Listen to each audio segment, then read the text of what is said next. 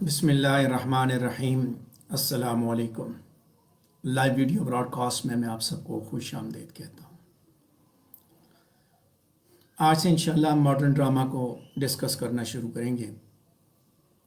پہلے ہم ڈیلی بیس پہ ویڈیو براڈ کاسٹ کرتے تھے، اب ہفتے میں ہم 3 دن کیا کریں گے تاکہ ہمیں بھی ٹائم مل جائے، آپ کے کوسچنز پہ ورک آؤٹ کرنے کا ٹائم بھی مل جائے اور آرام سے چیزیں ہماری تیار بھی ہو جائیں۔ تو انشاءاللہ تھوڑی دیر تک اس کو میں سٹارٹ کرتا ہوں۔ میری آپ سے یہ گزارش ہوگی کہ جب بھی آپ پوسٹ میں لگاؤں تو کائنڈلی پلیز اس میں جب آپ اپنا کوشچن لگانے لگے تو ایک دفعہ دیکھ لیا کریں کہ کیا اس کے اندر آلریڈی یہ چیز ڈسکس ہو چکی ہے، کہیں یہ نوٹس کے اندر موجود تو نہیں ہے، کیونکہ جو ٹاپکس نوٹس کے اندر موجود ہوتے ہیں ان کو ڈسکس کرنا بڑا آکورڈ سا لگتا ہے، کیونکہ اتنے سمپل سے ٹاپکس ہوتے ہیں جن کو ہم نوٹس میں رہ کے بھی ڈسکس کر رہے ہوتے ہیں۔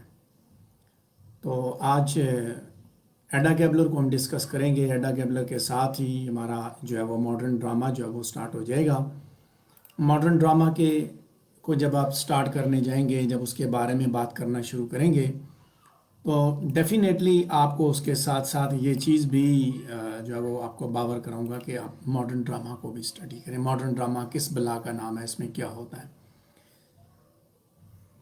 نہ صرف آپ ایگزام کے لیے تاکہ تیار ہوں، بلکہ آپ کے بیسک کانسیپٹس جو ہیں وہ اپنے سبجیکٹ سے ریلیٹڈ وہ بھی کلیئر ہوں۔ تو انشاءاللہ پہلے ہم اسی پہ بات کریں گے تاکہ آپ کو چیزوں کو سمجھنے میں آگے جا کے آسانی پیش آئے۔ تو آج کی اس پریزنٹیشن میں جہاں ہم آپ کے سوالوں کے جواب دیں گے، وہیں کچھ بیسک کانسیپٹس اس سے ریلیٹڈ ڈسکس کریں گے۔ تو سب سے پہلا جو ہمارا ٹاپک ہے وہ ماڈرن تھیٹر سے ریلیٹڈ ہے۔ ماڈرن تھیٹر کیا چیز ہے، ہسٹوریکل بیک گراؤنڈ اس کا کیا ہے۔ اس کے اندر یہ جو ہیڈنگز ہیں 5 ہیڈنگز ہے، بیسیکلی 5 ڈفرینٹ ٹاپکس ہیں جن کو ہم نے ڈسکس کرنا ہے۔ ایکچولی ایٹیچیوڈ کے اندر ایک تبدیلی آئی، ماڈرن تھیٹر اس کو اسی لیے کہا گیا۔ ماڈرن کا مطلب یہ ہوتا ہے کہ جو پہلے ایک چیز ایگزسٹ کر رہتی ہے اس کے اپوزٹ کوئی دوسری چیز آتی ہے، نئی چیز آتی ہے، تو وہ ماڈرن کہلاتی ہے کسی بھی زمانے کے اندر۔ تو ماڈرن ایرا کے اندر جو ہے وہ کیا ایٹیچیوڈ میں چینجز آئیں، پھر اس میں خاص طور پہ ریئلزم اور نیچرلزم جو ہے وہ مارز وجود میں آئے۔ یہ چیزیں انہوں نے جو ہے وہ ان کے تھرو لٹریچر کو جو ہے وہ آگے فروغ ملا۔ اس کے اندر پہ اس کی کنورجنس اینڈ ڈائیورجنس دیکھیں گے کہ کیا آپس میں یہ ملتے جلتے ہیں، کیا ان کے ساتھ آپس میں ان کی سملیرٹیز کیا اور ڈفرینسز کیا ہے۔ اس کے بعد نیچرلزم کو اور ریئلزم کو رشیا میں دیکھیں گے اور نیچرلزم اور ریئلزم کو یورپ میں دیکھیں گے۔ رشیا میں انٹن چیخوف ہے اور اس کے بعد ہینڈرک ابسن ہے یورپ کے اندر۔ تو ان کو دونوں کو ڈسکس کرنے کا مقصد صرف اور صرف یہ ہے کہ تاکہ آپ جب ہینڈرک ابسن کو بھی انٹن چیخوف کو بھی پڑھیں تو آپ کو کوئی مسئلہ پیش نہ آئے۔ تو انشاءاللہ میں امید کرتا ہوں کہ آپ اس کو انجوائے کریں گے لیکچر کو۔ پھر بھی اگر آپ کو کہیں ذہن میں کوئی ایسی بات ہوئی، کوئی کوسچن ہوا تو ضرور آپ پوچھیے گا۔ انشاءاللہ میں ٹرکی کوسچنز کو، جو چیلنجنگ کوسچنز ہیں ان کو جواب دیتے ہوئے میں خوشی محسوس کروں گا۔ تو سب سے پہلے ہم اس پہلی ہیڈنگ پہ بات کریں گے، چینج ان ایٹیچیوڈ، کہ رویوں کے اندر کیا تبدیلی آئی۔ تو یوزولی جو چیز ماڈرن تھیٹر کے اندر جو ڈسکس کی جاتی ہے وہ یہ ہے کہ مڈل جو 19 سینچری کا مڈل تھا اس زمانے سے یہ ڈیولپ ہونا شروع ہوا، اور نئی فلوسافیکل آئیڈیاز جو ریئلزم اور نیچرلزم کے تھے انہوں نے رومانٹک موومنٹ کے سبجیکٹیو ٹریڈیشنز کو ریپلیس کیا۔ نتیجہ یہ ہوا کہ جو اسٹیج کا جو سٹائل ہے وہ ورچولی ان چینج رہا، لیکن اس کے ساتھ ساتھ جہاں پہ 1.5 صدی تقریباً یہ ان چینج رہا، لیکن اس کے اندر ہی جہاں اسٹیج سٹائل ان چینج رہا وہیں فلوسافیکلی ایک ریڈیکل چینج آئے۔ رومانٹسزم جو ہے وہ ایک آرٹسٹک موومنٹ کے طور پہ یورپ کے اندر لیٹ 19 سینچری آنورڈ سے ایک پری ڈومیننٹ موومنٹ تھی، اور اس کا زیادہ فوکس بیسیکلی انڈیویجول کی کانشسنس کے اوپر تھا in terms of imagination, emotion, اور اس کے ساتھ ساتھ یہ فطرت کی رعنائیوں کی انٹینس اپریسیشن پہ فوکس کرتی تھی۔ تاہم 19 سینچری کے وسط کے بعد جو رومانٹک ایمفیسس تھا ایموشن کے اندر، وہ جو ہے اس نے انٹلیکٹ کو جو ہے بیسیکلی اس نے انٹلیکٹ ایموشن اور ایموشن نے جو ایمفیسس تھا بیسیکلی رومانٹک ایمفیسس جو مڈل آف 19th سینچری سے وہ ختم ہوا آہستہ آہستہ، اور ریزن اور سینسز جو ہے ان کو انٹلیکٹ ان کو ٹیک اوور کیا، ان کے اس نے آپ یہ کہہ سکتے ہیں کہ انٹلیکٹ کے لیے ایموشن نے اور سینسز نے انٹلیکٹ اور ریزن کے لیے رستہ ہموار کیا. تو اس سے کیا ہوا، اس سے پھر جو ہیومن کنڈیشن تھی اس کو انہوں نے سائنٹیفک وے میں اور آبجیکٹو انداز میں دیکھنا شروع کیا. یہ نیچرلزم کی جانب ہم پڑھیں گے تو آپ کو زیادہ کلیئرٹی ہوگی، چونکہ رومانٹسزم کے اندر کیا تھا، پرسنل ایموشنز تھے، پرسنل فیلنگز تھیں، پرسنل تھاٹس تھیں، انٹینس اپریسیشن تھی فطرت کی. تو اسی فطرت کی اپریسیشن سے جب ڈراماٹسٹ جب باہر نکلا، اس زور سے باہر نکلا، تو ایموشن کے اوپر اور سینسز کے اوپر جو ایمفیسس تھا وہ کم ہوا، ریزن اور انٹلیکٹ نے جو اس کی جگہ لی، اور سائنٹیفک انداز میں انہوں نے ہیومن کنڈیشن کو انہوں نے پیش کیا. تو اس کے پیچھے کیا وجہ تھی، یعنی یہ کیوں ہوا، اس طرح کے واقعات کیوں ہوئے، اس پہ بات کروں گا تھوڑی سی، چونکہ ایک ایٹیچیوڈ کے اندر تبدیلی آئی رومانٹک سے یہ ماڈرن کی جانب اسی وجہ سے بڑھے کہ ان کے ایٹیچیوڈ میں تبدیلی آئی. تو کیا وجوہات تھی، کون سے فیکٹرز سے، ان کے اوپر دیکھیں گے ہم کہ ریولوشنز کا ایک سال تھا فرانس، جرمنی، پولینڈ، اٹلی اور آسٹرین امپائر کے اندر، جس کو آپ جو ہے وہ 1848 کے اندر تھا، جس کو لوگوں کے اسپرنگ ٹائم کا نام، یعنی کہ Spring Times of the Peoples کا نام دیا گیا. اور ایک وائڈ اسپریڈ ڈیزائر پیدا ہوئی اس وقت، ایک شور شرابہ ہوا کہ پولیٹیکل، سوشل اور اکنامیکل ریفارمز جو ہے وہ سوسائٹی کے اندر لائی جائیں. ایک تو یہ وجہ بنی ہے ڈراماٹکس کے اوپر اثر انداز ہونے کی. دوسری وجہ یہ تھی کہ انڈسٹری اور ٹریڈ کے اندر جو ٹیکنیکل ایڈوانسز تھی ان کی وجہ سے جو ہے یہ بلیف پیدا ہوا کہ سائنس جو ہے انسان کے پرابلمز کو سالو کر سکتی ہے.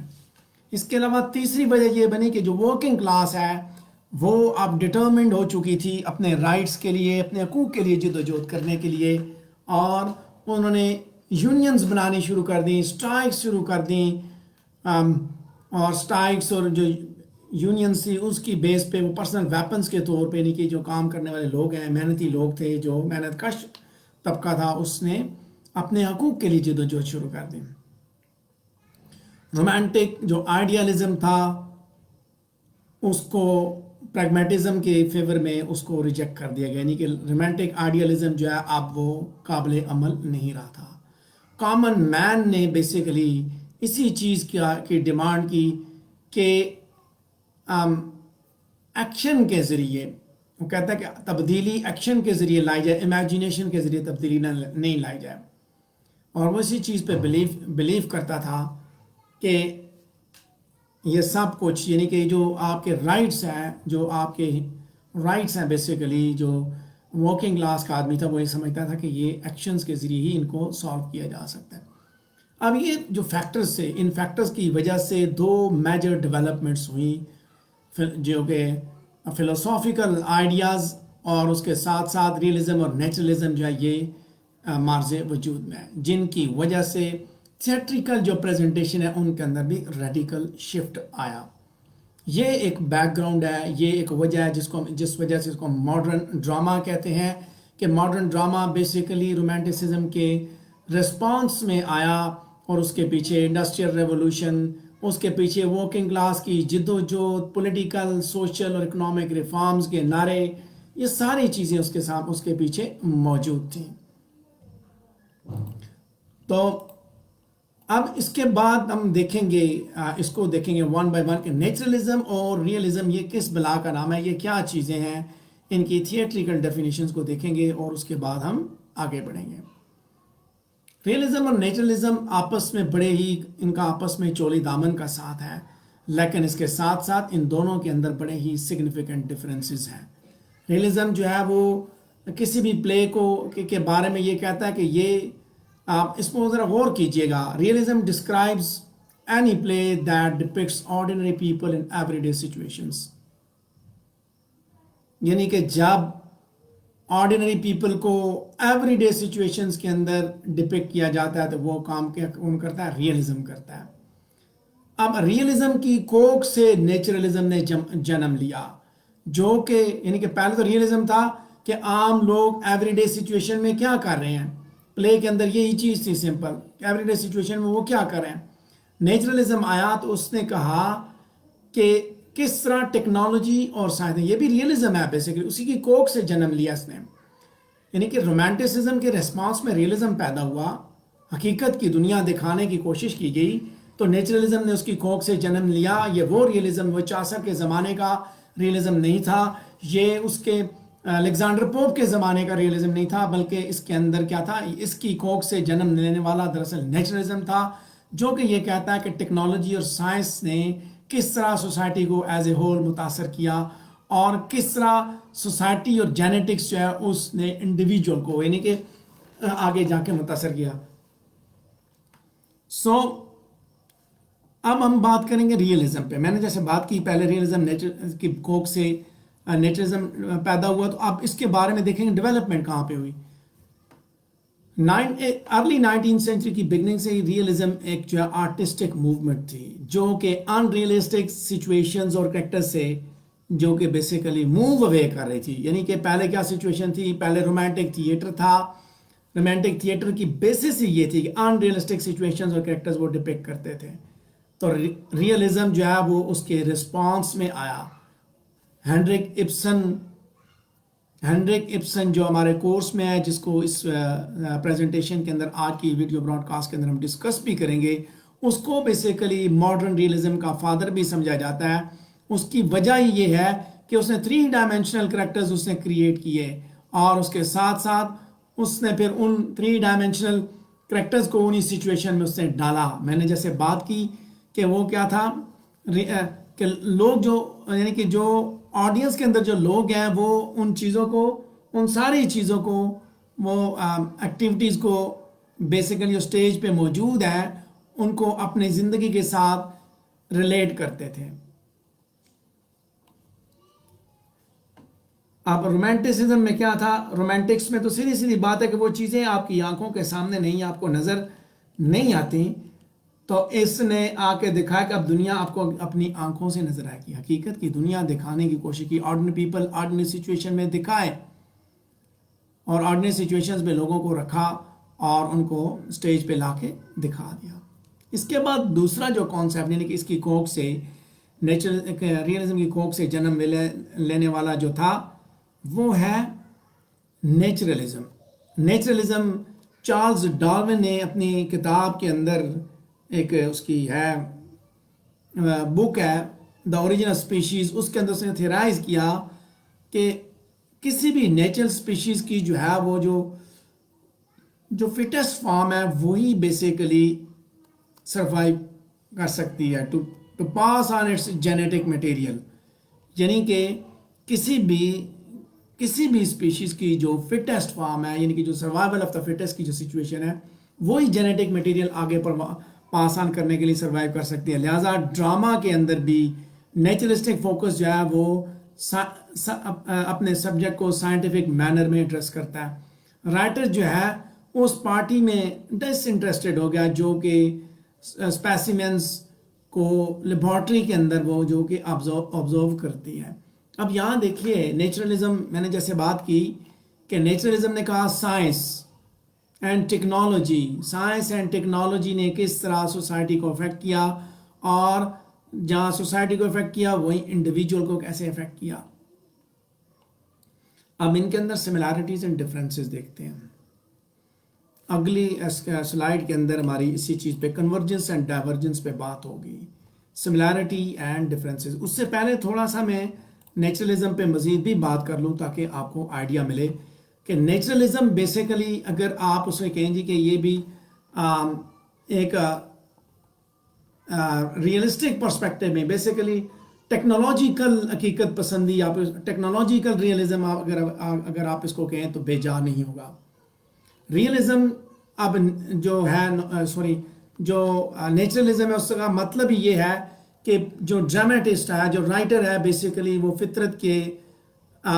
فطرت کے جو مظاہر ہیں ان کے حسن کا دل دادا ہے۔ لیکن اب اس نیچرلزم کی تعریف جو پہلے یہ سمجھا جاتا تھا کہ رائٹر جو ہے وہ فطرت کی رعنائیوں کا دلدادہ، آپ اس کی اس تعریف کو آپ ایک ثانوی سیکنڈری امپورٹنس ہے، اس کی پوزیشن ہے، پرائمری نہیں ہے۔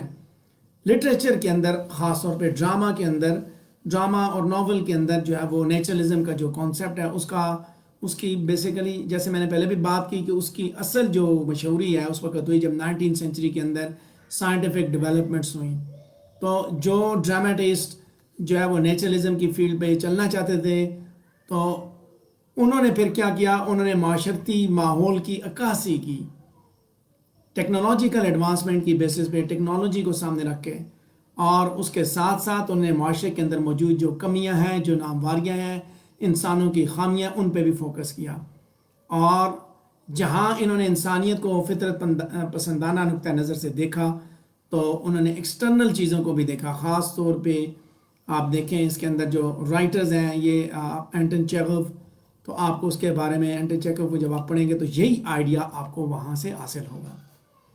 تو اب بات کروں گا سملیرٹی کی، نیچرلسٹک جو اور ریئلسٹک اور نیچرلسٹک پلے جو ہے وہ بیسیکلی اب یہاں پہ سملیرٹیز کو دیکھیں کیونکہ آپ کو تھوڑا سا کلیئرٹی ہو جائے کہ یہ کیا کس بلا کا نام ہے نیچرلزم۔ آگے جا کے جب آپ اینٹن چیخوف کو پڑھیں گے تو اس وقت میں نیچرلزم کے اوپر کوئی بات نہیں کروں گا، وہاں پہ ہماری کوئی بات نہیں ہوگی کیونکہ ہم آلریڈی اس کو ڈسکس کر چکے ہوں گے کہ ریئلسٹک اور نیچرلسٹک پلے دونوں بیسیکلی ان ایونٹس کو ڈپکٹ کرتے ہیں جو کہ ریئل لائف کے اندر ہوتے ہیں، اور ہو سکتا ہے کہ وہ آڈینس کے اندر موجود لوگوں کے ساتھ وہ رونما ہوئے ہوں۔ دونوں ژانرا جو ہے وہ انڈیویجولز اور فیملیز کی جو ایوری ڈے سچویشنز ہیں ان پہ فوکس کرتے ہیں، انڈیویجولز اور فیملیز کی ایوری ڈے سچویشنز۔ اور لیٹ 18th اور ارلی 19th کے جو پرے رائٹ تھے انہوں نے بیسیکلی دونوں ژانرا کا جو سبجیکٹ میٹر ہے انہوں نے اپنے لیے مطلب بڑا موضوع سمجھا، لیکن ساتھ ساتھ جو سائنس کی جو ایڈوانسمنٹ ہے اس کی وجہ سے لوگوں نے، یعنی کہ حالات یہ تھے کہ لوگوں نے اوپریسو گورننگ سسٹم کے خلاف جد و جہد کی۔ تو یہاں اس چیز پہ آپ نے ذہن میں رکھنا ہے کہ اگر آپ سے ریئلزم کے بارے میں پوچھا جائے کہ ریئلسٹک پلے ہے تو بالکل انڈیویجول اور فیملیز کو ایوری ڈے سچویشن میں ڈسکس کرتا ہے، ٹھیک ہے۔ نیچرلسٹ دونوں جو ہے وہ انہی ایونٹس کو بتاتے ہیں جو سوسائٹی میں ہوتے ہیں، ایون آڈینس کے ساتھ ہو سکتے ہیں۔ اب یہاں ڈفرینسز کیا ہیں؟ باتیں تو دونوں سیم ہیں۔ نیچرلزم جو ہے وہ آرٹ کو زیادہ سائنٹیفک اور کلینکل مینرز میں ڈیل کرتی ہے بامقابلے ریئلزم کے۔ ریئلسٹک پلیز جو ہے وہ اکثر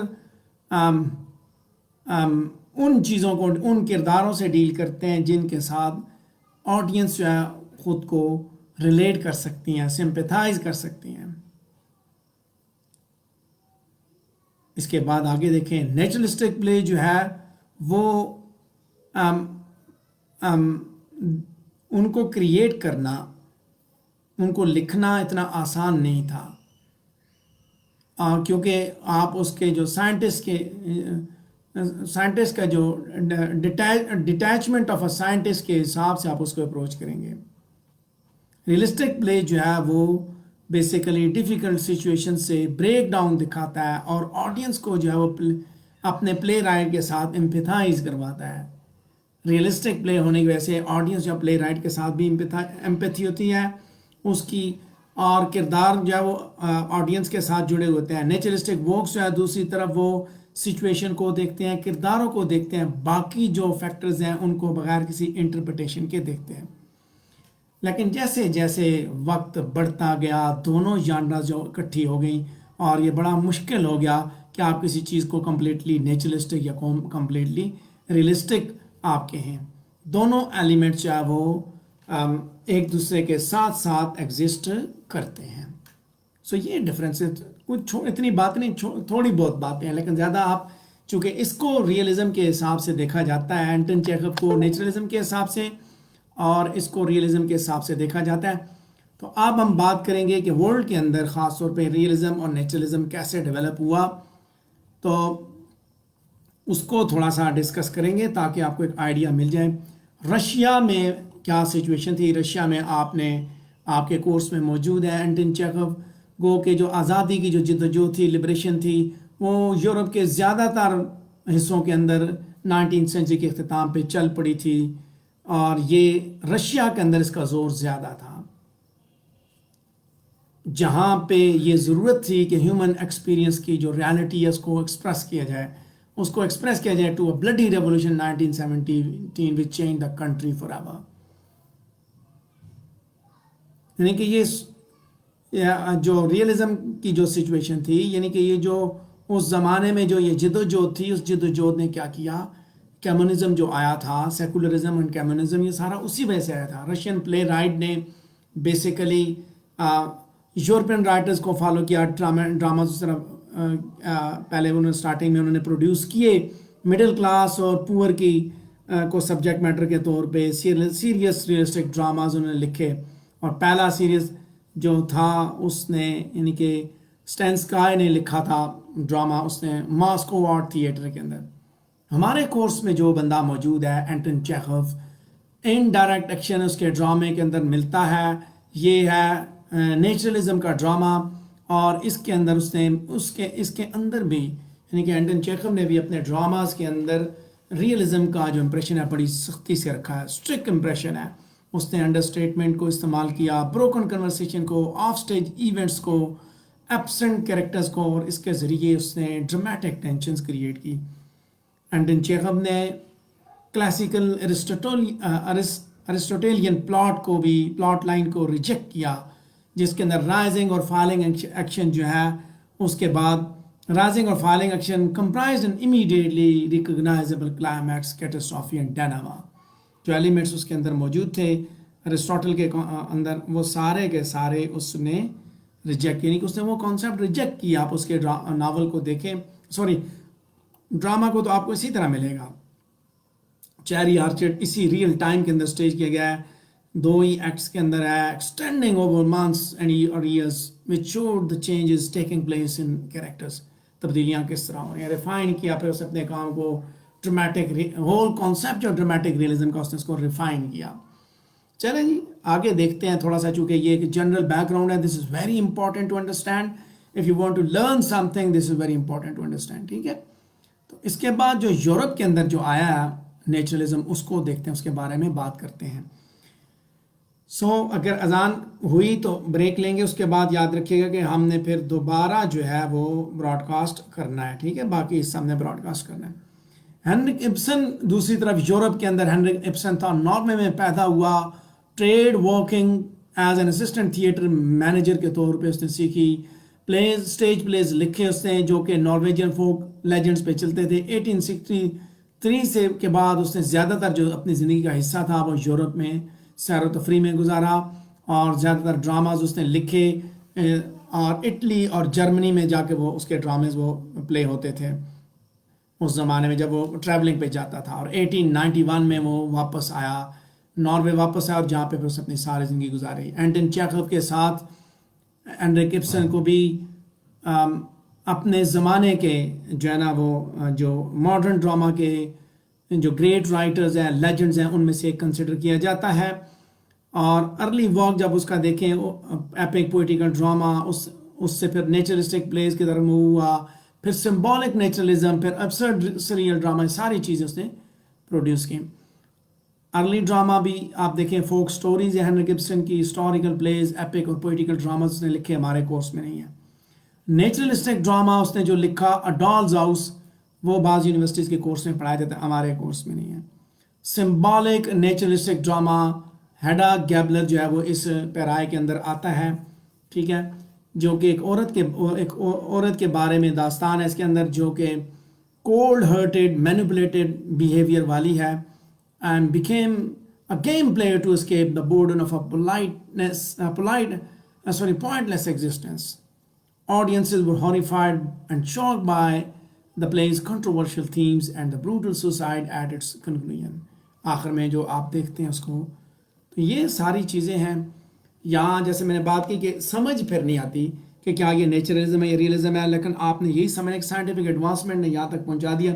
یہاں پہ بھی چونکہ سائنٹیفک ایڈوانسمنٹ کی ہی باتیں ہو رہی ہوتی ہیں، سائنس کی باتیں ہو رہی تھیں وہاں پہ بھی، ٹھیک ہے۔ تو اور سائنٹیفک ایڈوانسمنٹ کے ٹولز ہی استعمال کیے جاتے ہیں خودکشی کے لیے, پسٹل ہی استعمال ہوتا ہے. So that indicates that this a time of scientific advancement, اور اسی کے حساب سے چیزوں کو بتایا گیا. نیچرلزم کا ماڈرن تھیٹیکل ڈیولپمنٹ کے اوپر ایک بڑا گہرا اثر ہے. مڈ 19 سینچری سے لے کے آج تک اس نے بڑے گہرے نقوش چھوڑے ہیں تھیٹر کے اوپر, اور اس نے ان ساری چیزوں کو ان سب چیزوں پہ اثر انداز ہوئی ہے. نیچرلزم کے ڈراماز کس طرح سٹیج کیے جاتے ہیں, اداکاری کس طرح کی جاتی ہے, آڈینس کو کس طرح افیکٹ کیا جاتا ہے.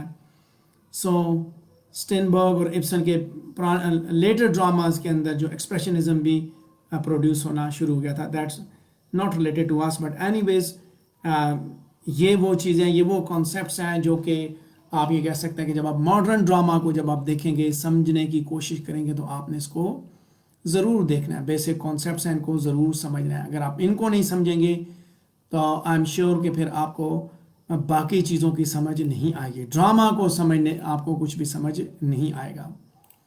تو اس کے بعد ہم اب چونکہ یہ ڈرامہ کے اوپر ایک بڑا امپورٹنٹ کوسچن ہمارے پاس آتا ہے, آپ لوگوں کے سوالوں کو ڈیل کرنا شروع کروں گا. تو that question is related to Hedda Gabler as a tragedy. Tragedy دیکھیں, جب بھی کسی لٹریری ورک کو جب آپ کسی ژانرا کے اندر رکھتے ہیں تو پہلے کس نے اس کو تھیرائز کیا, اس کے حساب سے آپ دیکھیں کس شخص نے یہ تھیری پیش کی. سب سے پہلے ارسطاٹل نے یہ تھیری پیش کی ہے. لٹریری کرٹیسزم کی انڈرسٹینڈنگ کے لیے بھی یہ چیز ٹھیک ہے کہ آپ ارسطاٹل کے کانسیپٹ کو سامنے رکھتے ہیں اور پھر دیکھتے ہیں کہ کون کس طرح اس کو فالو کر رہا ہے. آپ نے ایڈا گیبلر کو جب ایز اے ٹریجڈی دیکھنا ہے تب بھی آپ نے ارسطاٹیلین پرسپیکٹو کو سامنے رکھنا ہے. اس کے ساتھ ساتھ آپ نے شیکسپیرین ماڈل کو بھی رکھنا ہے. اب ان دونوں کو جب آپ رکھیں گے تو آپ کو پتہ چلے گا کہ ہینریک ابسن نے ان کو فالو نہیں کیا. ایلیمنٹس وہی موجود ہیں, وہی چیزیں مجھے نوبل برتھ کا کریکٹر ہے, لیکن نوبل برتھ کے بعد ارسطاٹل نے کہا کہ عورت ہیرو نہیں ہو سکتی, اس نے اٹھا کے عورت کو ہیرو بنا دیا. یہاں یہ بات ذہن میں رکھنی ہے. ریئلزم کی بات کی گئی ہے, نیچرلزم کی بات کی, عورت بھی ہیرو ہو سکتی ہے. ٹھیک ہے, ایک بات تو یہ. دوسرا دے آر دا آئیکانو کلاس.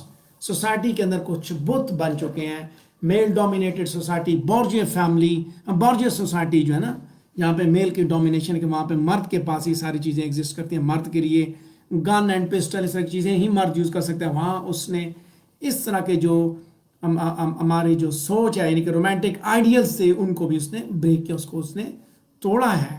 ٹھیک ہے, سو یہ چیز آپ نے اسی پرسپیکٹو میں سمجھنی ہے.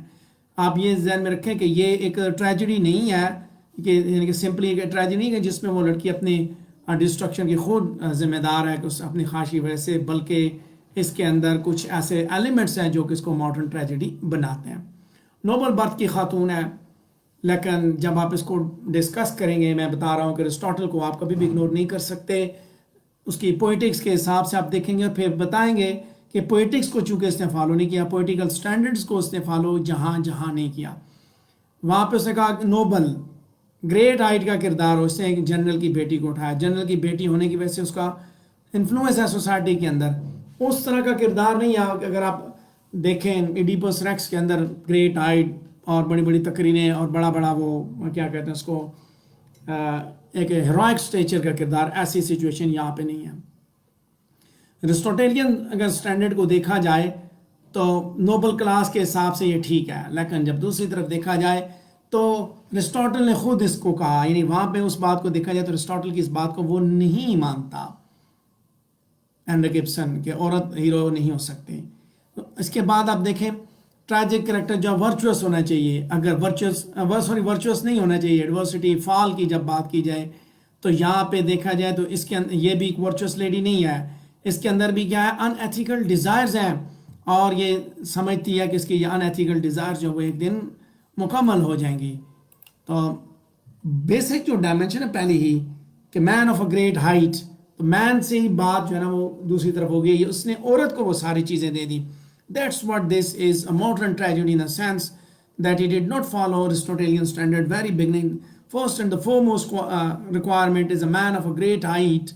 So he is not a man, she is not a man but man, not a man but women. لیکن اس نے اس کے اندر آپ دیکھیں ہینڈرک ابسن نے اس عورت کے اندر بھی مردانگی ایڈ کی ہے، مردوں والی چیزیں ایڈ کی ہیں.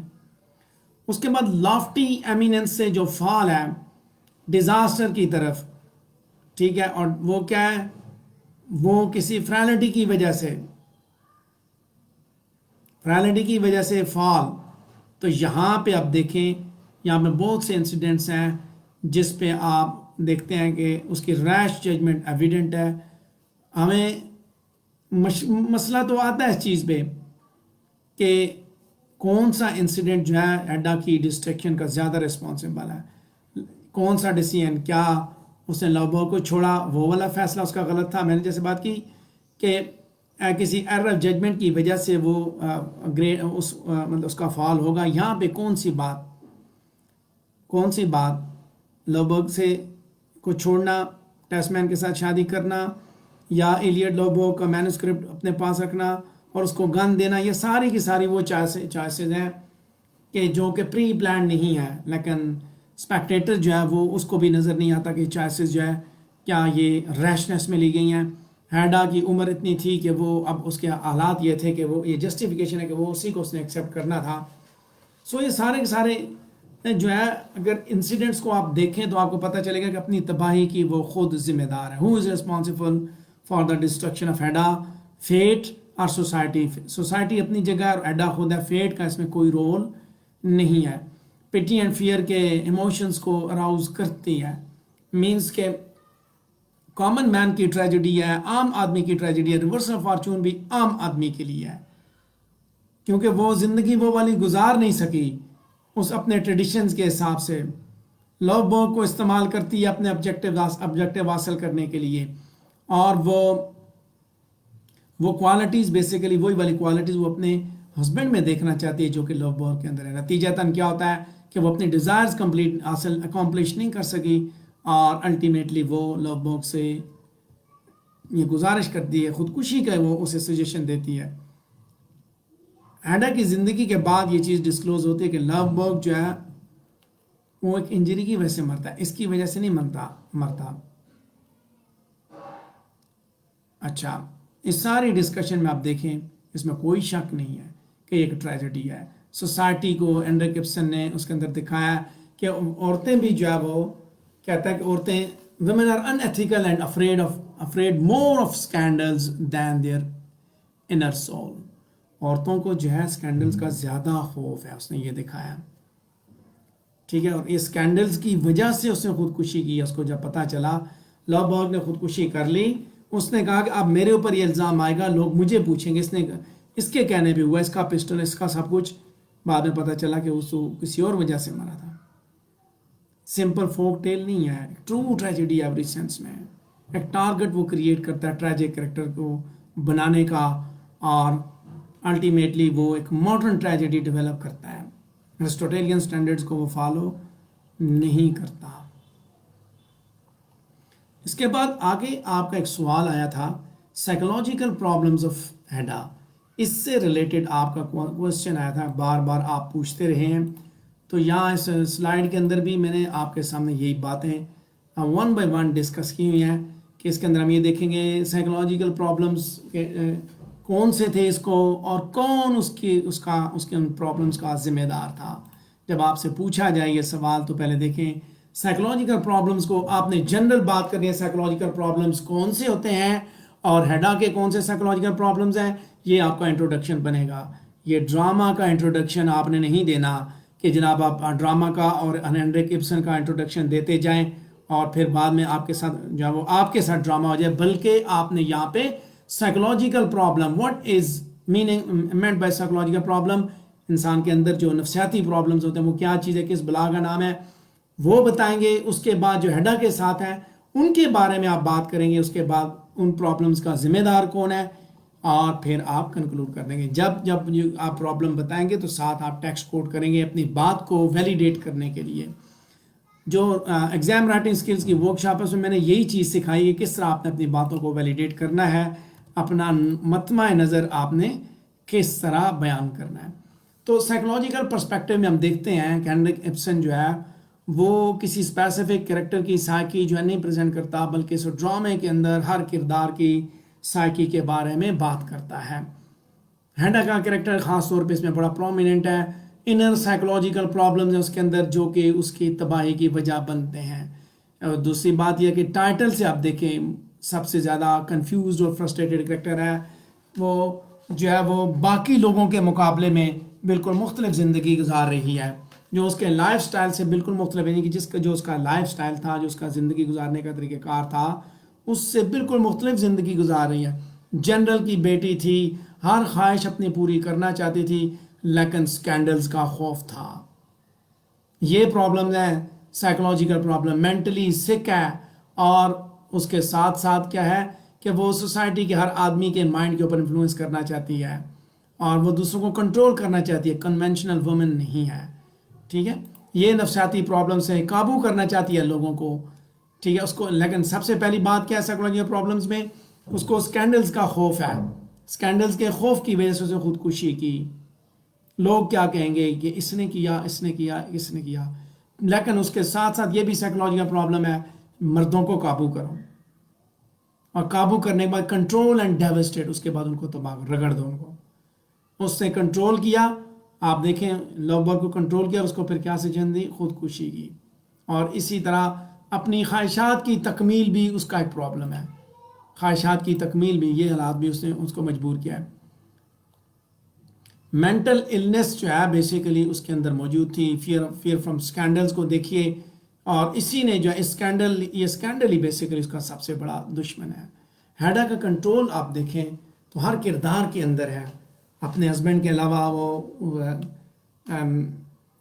باقی اس کے اوپر لو بور کے اوپر بھی وہ کنٹرول کرتی ہے. جارج ٹیسمین کو جہاں قابو کرتی ہے وہاں لو بور کو بھی کرتی ہے, اور ایک کو تو خودکشی کے لیے سجیسٹ کر دیتی ہے. طاقت کی بھوکی ہے. اب اسی وجہ سے اس کو زیادہ سے زیادہ انفلوئنس چاہیے. یہ اس کا سائیکولوجیکل پرابلم ہے جو اس کی تباہی کی وجہ بنتا ہے. جب دوسروں کے اوپر کنٹرول کرنا چاہتے ہیں تو پھر اس وجہ سے ہوتا کیا ہے کہ جب طاقت حاصل کر لیتے ہیں پھر کمپلیٹلی ڈیوسٹیٹس دیم. اپنی ڈیزائرز کو گیو اپ نہیں کرتی, بلکہ وہ اپنی خواہشات کو ہر صورت میں اکمپلش کرنا چاہتی ہے, ہر صورت میں پورا کرنا چاہتی ہے. مردوں کو قابو کرنے والی جو اس کی خواہشات ہیں, زندگی کی لگژریز کو حاصل کرنا چاہتی ہے. یہ اس کی خواہشات ہیں, luxuries of life. She does not consider difference between single life and married life. حالات یہ ہیں کہ اس کو اس سے کوئی غرض نہیں ہے, حتیٰ کہ شادی کے بعد بھی وہ ایسی ہی زندگی گزارنا چاہتی ہے. کون ذمہ دار ہے اس کی تباہی کا؟ ہو از ریسپانسبل, اس کے سائیکولوجیکل پرابلمس کا؟ تو بیسیکلی ہیڈا جو ہے وہ حالات کی وکٹم ہے. اپنی گیبلر فیملی کی رسپیکٹ کو مینٹین کرنے کے چکر میں وہ لو برڈ کے پروپوزل کو ڈینائی کرتی ہے اور جارج ٹیسمین کو کے ساتھ شادی کرتی ہے. کیونکہ اس کا تعلق ایلیٹ کلاس فیملی کے ساتھ تھا. اس کی زندگی شادی سے پہلے بڑی پرسکون تھی اور زندگی کی ساری آسائشیں اس کو میسر تھیں. لیکن حالات اب یہ ہوئے کہ اب اس کی شادی مڈل کلاس کے اندر ہوئی, جہاں پہ وہ پرفیکٹ نہیں ہے. اس فیملی کے اندر وہ وہاں فٹ نہیں ہو سکتی, وہ ایک ٹریڈیشنل عورت نہیں ہے. اس نے اپنی زندگی میں یعنی کہ اپنی ساری زندگی میں ٹریڈیشن لفظ کو سیکھا ہی نہیں, روایات کو. لہذا سوسائٹی ہی اس کی ذمہ دار ہے. حالات نے اس کو مجبور کیا ہے. وہ اگر اپنی فیملی میں رہتی, اسی فیملی میں اس کی شادی ہوتی, شاید یہ معاملات نہ ہوتے. یہ بات کہنا سچ نہیں ہے کہ وہ ایک ڈرپوک عورت تھی, لیکن حالات یہ ہیں کہ وہ اسکینڈل سے ڈرتی تھی. تو اس کی وجہ کوئی اور تھی, ڈرپوک نہیں تھی. اسکینڈل سے ڈرنے کی وجہ کیا تھی؟ وہ اپنی ریسپیکٹ سوسائٹی کے اندر مینٹین کرنا چاہتی تھی, اپنی عزت جو ہے وہ مینٹین کرنا چاہتی تھی. اسی کے چکر میں وہ مجبور تھی, وہ ڈرتی تھی اس وجہ سوسائٹی سے. اچھا, اس کے بعد آپ دیکھیں اسی چیز کو لاسٹ پہ اسی ساری ڈسکشن کو کہ ایڈا ایک کنفیوز کریکٹر ہے, مینٹلی ڈسٹربڈ ہے. انڈیویجول سوسائٹی کے درمیان ریلیشن شپ کو دیکھیں تو مینٹل پرابلمز آپ کو ایڈا گیبلر کے نظر آئیں گے. ٹیسمین کے لیے اچھی ہے, جج بریک کے لیے اچھی ہے, لیکن انر پرابلمز کا سلوشن نہیں ملتا. مینٹلی وہ ایک میزریبل لائف گزار رہی ہے. اور حتیٰ کہ وہ جب خودکشی کے بارے میں سوچے تب بھی اس کے حالات ہیں. اس کی سائیکی اس کو اس میل ڈومینیٹڈ سوسائٹی کے اندر رہنے کی وہ نہیں دیتی, کہ وہ نہیں رہ سکتی. یعنی کہ اس میں she wants to escape from this side. لیکن وہ خود اس کی ذمہ دار نہیں ہے. اچھا اس کے بعد یہ بات بھی اب دیکھیں، اس کے سائیکولوجیکل پرابلمس کے ساتھ ساتھ سوسائٹی نے ہی اس کے ساتھ یہ مینٹل سکنس کریٹ کی ہے. جو میل ڈومینیٹ سوسائٹی ہے اس کو اس کا مقام ملتا. اب یہ جو زمانہ ہے نا ماڈرن ایرا، اس طرح کے کردار اس نے اٹھائے بیسیکلی. چونکہ وہ ایک آئیکانوکلاسٹ ہے، اس ہینرک ابسن جو ہے بیسیکلی آئیکانوکلاسٹ ہے. اس نے وہ بت توڑے، بت گرائے. اس نے جو بت بنا ہوا تھا نا، جو سوچ ڈیولپ ہو چکی سوسائٹی کے اندر، عورت نازک ہے، عورت کمزور ہے، تو وہ بت اس نے توڑا، وہ سوچ اس نے مسمار کی. اور جب اس نے مسمار کی تو اب وہ ایک نئی عورت، نیو ویمن کے کانسیپٹ کے ساتھ آگے کی جانب بڑھ رہا ہے کہ آنے والے دنوں میں ویمن کی ایمینسیپیشن جب ہوگی، یعنی کہ یہ وہ رستے ہموار کریں، وہ چیزیں، یہ ادب، یہ لٹریچر اس زمانے کا یہ دکھا رہا ہے کہ آنے والے زمانے میں، آنے والے دنوں میں عورتیں جو ہے، عورتوں نے بھی آگے اپنے حقوق کے لیے جدوجہد کرنی ہے. دیکھو وہاں پہ جب میں نے بات کی تھی کہ جس وقت یہ نیچرلزم اور یہ آیا ماڈرن ڈراما کے اندر، تو لوگوں نے جو ورکنگ کلاس تھی انہوں نے اپنی جدوجہد شروع کر دی. تو وہاں دیکھیں کہ وہاں جدوجہد کا جو ایلیمنٹ ہے ادھر عورت کے اندر آ گیا. عورت نے اس کو جو ہے نا اس کو آپ یہ کہہ سکتے کہ اس جدوجہد کو عورت کے تھرو اس نے دکھایا. اس نے وہ بت توڑا ہے، وہ سوچ اس نے مسمار کی ہے کہ عورت کچھ نہیں کر سکتی. عورت اگر کچھ نہیں کر سکتی تھی تو اس عورت نے مردوں کو کس طرح قابو کیا ہے. So that's all about this topic, جو اس کے سائیکولوجیکل پرابلمز ہیں. تو اس کے بعد ہم سوشیو اور سائیکولوجیکل پرابلمز، میں آلریڈی سائیکولوجیکل پرابلمز کو ڈسکس کر